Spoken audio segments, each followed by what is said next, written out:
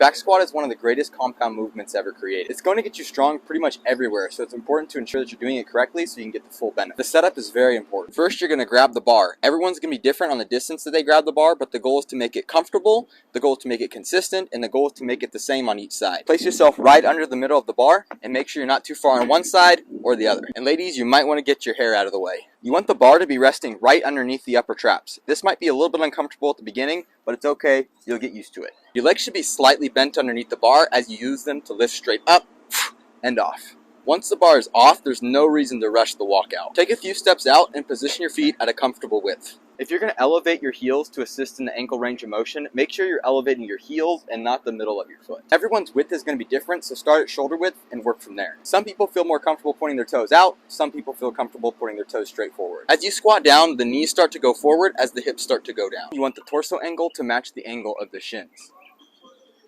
Be sure to maintain a tall torso on the way up. The biggest things we want to avoid on the way up: butt shooting up first, elbow shooting up, and chest caving in, and the knees shooting back at the bottom. Personally, I like racking and re-racking the weight backward, but other people like going forward. But either way, you want to slam the bar up against the back and then drop it. If you try to re-rack the bar one pin at a time, then there's a greater chance of you missing. And lastly, if you don't have bumper plates or you aren't comfortable yet in knowing how to bail, then it's important that you use safety pins.